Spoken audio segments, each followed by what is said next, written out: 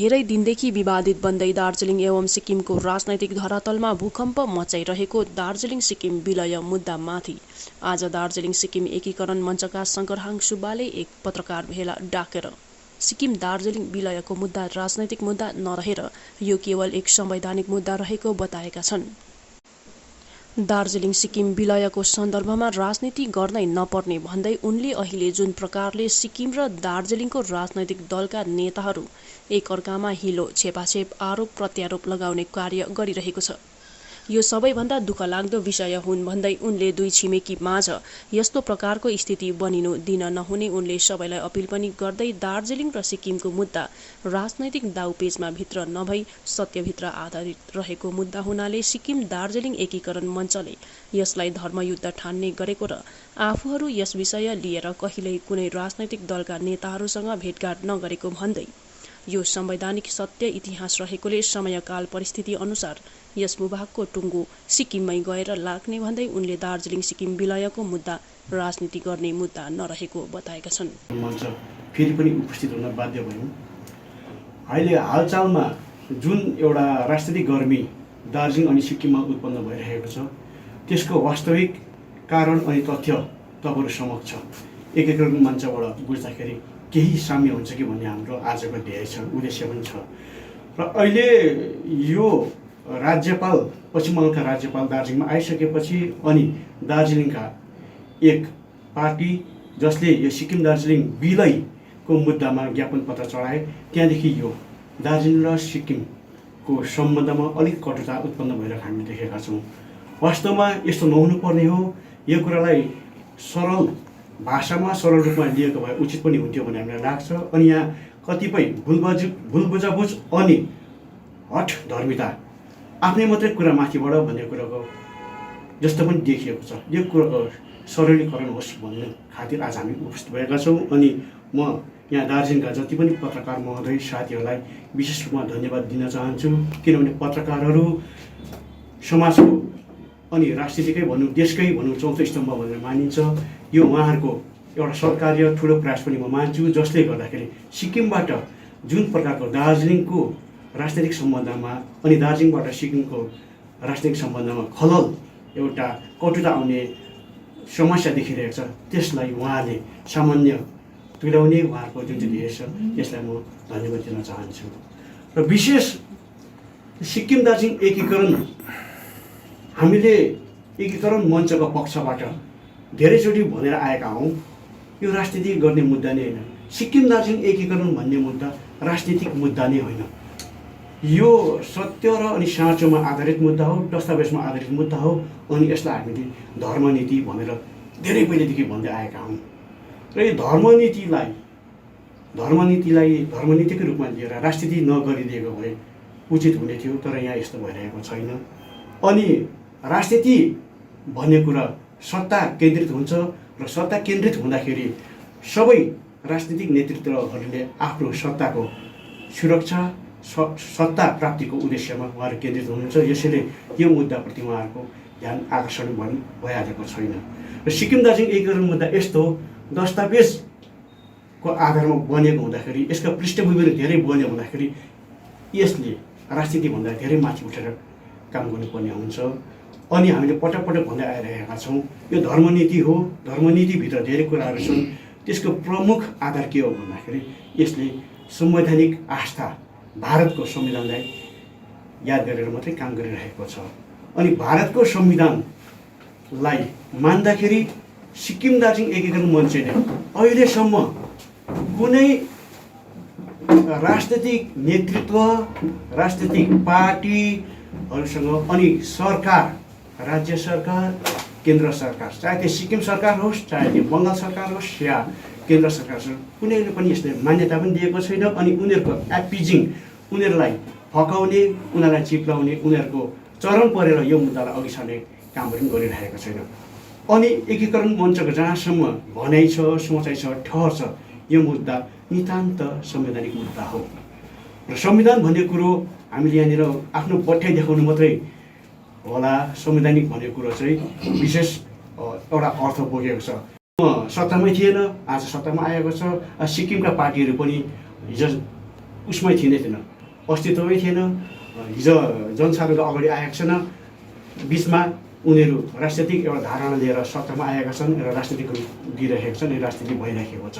जे होस्, यी पार्टीहरू हुँदा नहुँदा पनि भारतको संविधान त त्यहाँनिर थिएनै थियो। तर भारतको संविधानलाई मात्र हामीले सिरोपर गरेर आफ्नो काम गरि नै रहेका छौँ र यो विषय नितान्त राजनीतिक मुद्दा होइन। सबै तमाम आदरणीय सिक्किमका जनताहरू, दार्जिलिङका जनताहरूले यो विषयवस्तुलाई लिएर यसलाई राजनीतिक आवेगमा प्रयोग नगरिदिन हामी अनुरोध गर्दछौँ।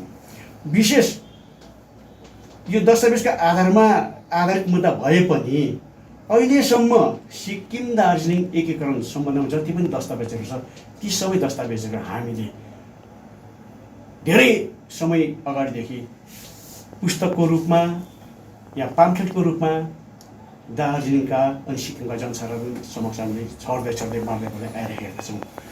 अनि अब यी इतिहासका कुरा मात्रै पनि होइन, इतिहास त दार्जिलिङको प्रत्येक जनसाधारण, कमान, बस्ती, गल्ली गल्ली चेपचापका मान्छेलाई थाहा भइसक्यो सिक्किमको एउटा भूभाग चाहिँ दार्जिलिङ हो भनेर। अब यही कुरामा अडिएर इतिहासकै कुरालाई अगाडि दिएर पनि हाम्रो मुद्दा सम्भव पनि छैन।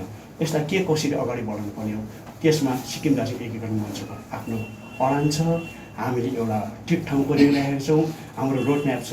त्यो रोड म्यापलाई प्रस्तुत गर्नुभन्दा अगाडि नै यो मुद्दामा ज्यादा राजनीति चम्केर जाँदाखेरि हामी पनि अहिले के छौँ, अन्यलमा परिरहेका छौँ। यो मुद्दा जनता समक्ष, सरकार समक्ष कसरी प्रस्ट्याउने, कसरी औडाउने, यहाँ त खिजोलो भइरहेको छ। यो बडो एउटा नराम्रो स्थिति भइरहेको हामीले देखिरहेका छौँ।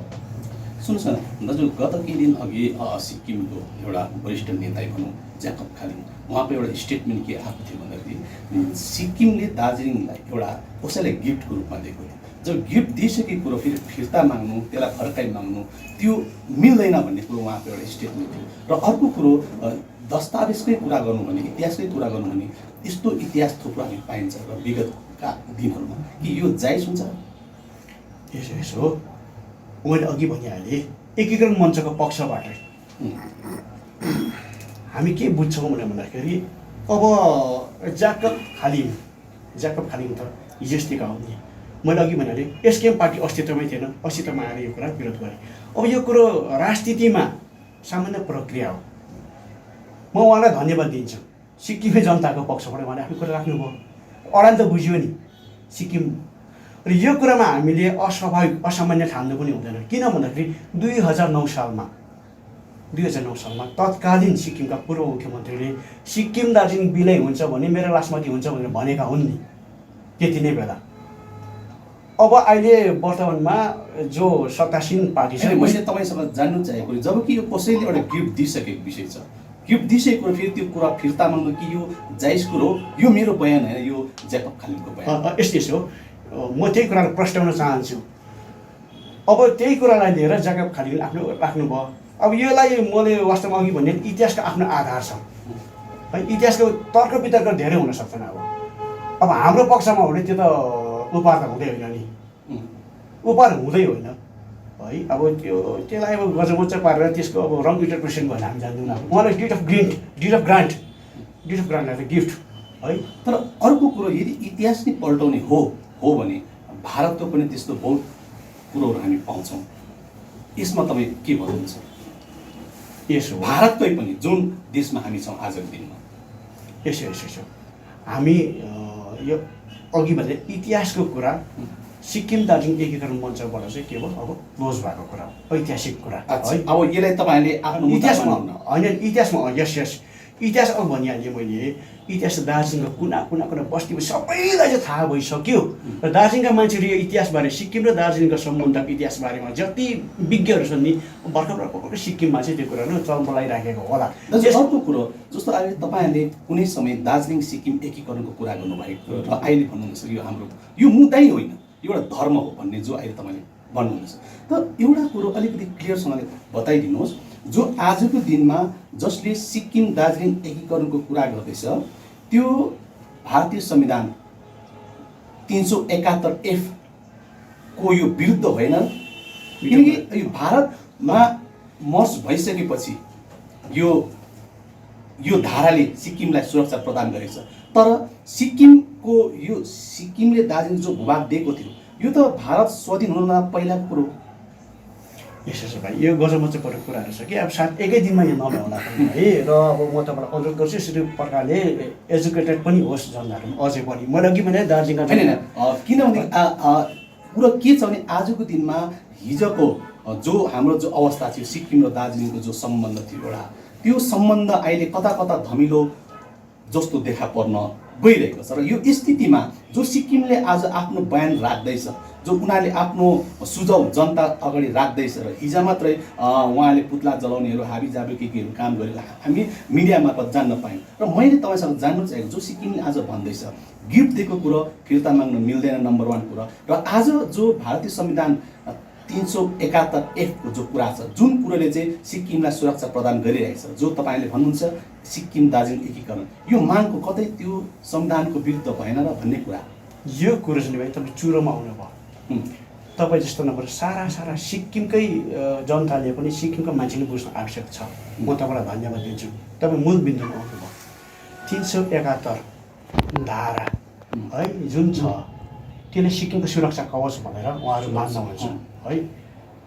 हामीले त्यो सुरक्षा कवच भत्काउनु खोजेको होइन। आखिर त्यो 371 धारामा चाहिँ के चाहिँ छ है, त्यो सिक्किमकै पक्षमा मात्रै छ कि त्यो धारा 371 हाम्रो पक्षमा पनि लागु हुन्छ, यो कुरा सबैले बुझ्नु जरुरी छ भन्नु छ है।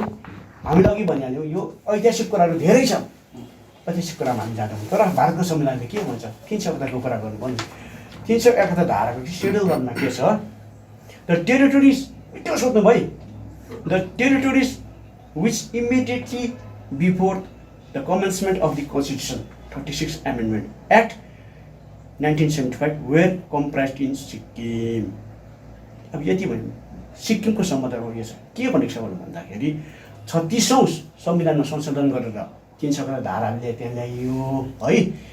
अब त्यसले के हुन्छ, the territories before the commencement of the constitution, यो संविधान लागु भन्दा अगाडि जुन चाहिँ क्षेत्र थियो हेर्नुहोस् न सेड्युल गर्नु छ।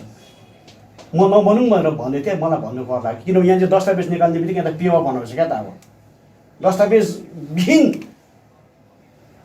पार्टीले पनि यो फेरि यो दस्तावेज फेरि आधार प्रकार फेरि जनतामा फेरि यस्तो बेरमाइलो स्थिति उत्पन्न गराउँछ। र आज म बाध्य भएँ, the territories which immediately before the commencement of the constitution भनेपछि कुन चाहिँ टेरिटोरी भनेको सेड्युल गर्ने कुरा एकदम क्लियर छ भाइ। र 371 लागु हुनुभन्दा अगाडि जुन चाहिँ लागु हुनुभन्दा अगाडि जुन चाहिँ क्षेत्र थियो त्यो क्षेत्रको कुरा पो हुँदैछ त।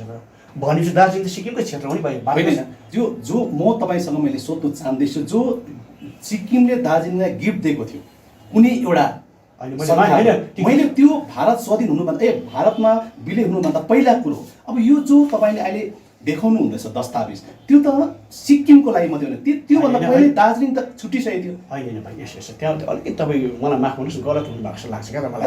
अब अहिले यो एउटा नेताको बयानमा मैले त्यो भन्नु उहाँलाई अनौठो लाग्छ, राम्रो पनि हुँदैन। उहाँहरू यो विषयमा अनभिज्ञ हुनुहुन्छ है। अब सुन्नुहोस् न त, अब दियो नि त गिफ्ट दियो नि त भाइ, गिफ्ट दियो है। हामीले एउटा दस्तावेज जाहेर गरिदिउँ त। सिक्किम मैले तपाईँलाई दिएको थिएँ भने सिक्किम सरकारको ज्ञापन दार्जिलिङको दाबीमा हेर्नुहोस् है, ब्रिटिसले भारत छोडेर गइसक्यो। यो त 1948मा फेरि राजाले मागे त भाइ सिक्किमलाई त, तर मागे तर फर्काउने काम त भएको थिएन। इतिहासले त होइन किन फर्काइएन, किन फर्काइएन यो कुरा भन्ने सुन न, किन फर्काइएन है, किन फर्काइएन त एउटा कुरा यही सन्दर्भमा। अनि यसलाई कम्प्लिट गरिहाल्नु भयो तपाईँले भन्नु भारत स्वाधीन भयो होइन, मान्नुभयो भारत स्वाधीन भयो नि त।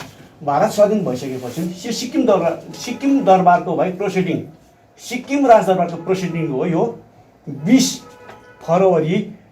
मार्च 20 देखि 29 मार्चमा 1963मा चलेको यो त्यो प्रोसिडिङ। जस्तै आज राजसभा राज्यसभा लोकसभा चल्छ नि, त्यसको विधानसभा त्यसको त्यसले राजदरबारै थियो नि त। 75मा मात्रै के भएको विलय भएको नि त भारतमा। भनेपछि 63 सालसम्म त के छ यहाँनिर सोधिँदैछ नि त दार्जिलिङको पैसा हामीले कति पाउँदैछौँ, 3 लाख भनेर त राजसभाले उत्तर दिइरहेछ त। यसको मतलब भाइ यो के हो त, यो के हो त, राजाले फर्काइ माग्नुहोस् मेरो दार्जिलिङ फर्काइदियो हो। यहाँ फेरि 63 सालमै भाइ 63 सालको राजदरबारको सिक्किम राजदरबारको प्रोसिडिङ छ। हामीले 3 लाख दार्जिलिङबाट पाइरहेका छौँ। फेरि भन्दैछ दार्जिलिङको तिरो बढाउनु पर्छ त। यता चिजबिजको दाम कति भइसक्यो बढिसक्यो, अब दार्जिलिङतिर फेरि बढाउनु पर्छ भनेर 1975 सालसम्म चाहिँ भाइ सिक्किमले तिर लियो नि त। अब फेरि भारतको संविधानले भन्दैछ, भारतको संविधानले भन्दैछ त्यो जुन सीमा क्षेत्र चाहिँ यो संविधान लागुभन्दा अगाडि थियो त्यो सिक्किमभित्रै पर्छ भनेर भन्दैछ नि त भाइ सेड्युलमा। कि मैले अङ्ग्रेजी नबुझेको हो कि? यसको आधारमा चाहिँ दार्जिलिङको सिक्किमको कुरा छोडिदिनुहोस्, उहाँले बुझ्नुभयो, जति बुझ्नुभयो उहाँलाई धन्यवाद छ। तर भारतको संविधानले 371 धाराको जहाँसम्म कुरा छ त्यो त भाइ हामीलाई लागु हुन्छ नि त।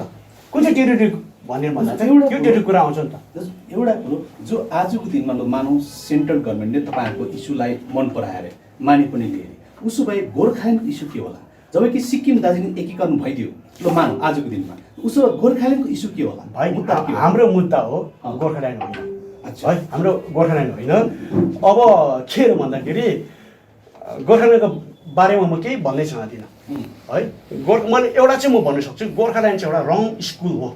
अच्छा है, रङ स्कुल भयो त्यहाँनिर। त्यो स्कुलमा चाहिँ धेरै कतिवटा चाहिँ अब त्यहाँनिर अब स्कुलमै रङ थियो। तपाईँको उत्तर कसरी भनेर भन्दाखेरि गोर्खाल्यान्ड भएको खण्डमा म अलिकति जोड्नु चाहन्छु। किन चाहिँ सिक्किमले भन्दैछ सिक्किम चाहिँ नेपाली, भोटे र लेप्चाको भनेर चाहिँ भन्दैछ। तर अब यो गोर्खाल्यान्डको माग गर्नेहरूले भन्दैछ यो हाम्रो जातीय चिनारीको विषय हो, यो जातीय सुरक्षाको विषय हो। र उसो भए तपाईँलाई के लाग्छ यसमा? भाइ यति साह्रो दिक्क प्रश्न हुन्छ कि यो गोर्खा जाति र गोर्खाल्यान्डको बारेमा मैले भन्नु पर्यो। सायद म नभनौँ भन्ने मेरो उद्देश्य हो। म भन्नै चाहदिनँ है। यसो मैले एकचोटि भनेको थिएँ क्या, गोर्खालाई चिनारी किन चाहियो? मैले भनेको थिएँ गोर्खाको चिनारी त छँदैछ त, बङ्ग हो भएन भन्दाखेरि थपडी मार्दै नाच्ने गोर्खाको चिनारी के पो मैले भनेको थिएँ। अब चिनारीको समस्या किन भाइ? मैले त पटक पुस्तक पनि लेखिसकेको छु। चिनारी हामीलाई किन चाहियो? हाम्रो मूल उद्देश्य के? बङ्गालबाट छुट्टिनु हो कि चिनारीको समस्या त आसामबाट गर्दा नि हुन्छ, देहरादुनबाट गर्दा, तर त्यहाँबाट सुनेन नि भाइ।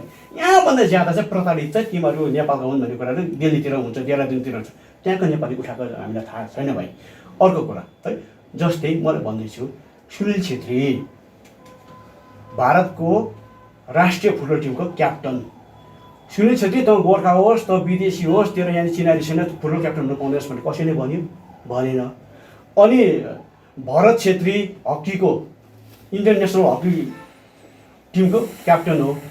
भरत छेत्री तिमी हुनु पाउँदैनौ, तिमी त गोर्खा रहेछ, कसैले भनेन नि। अब त्यसरी शक्ति गुरुङ हुनुहुन्थ्यो, अनि लेफ्टेनेन्ट जेनरल मिस्टर गुरुङ तिमी त गोर्खा तिमी हुनु पाउँदैन, कसैले भन्यो? यो वायत कुरा भाइ। जसको भारतमा क्षमता छ, एउटा नागरिक हो, भारतीय हुनुको नागरिक हैसियत उसले समान अधिकार पाइरहेछ।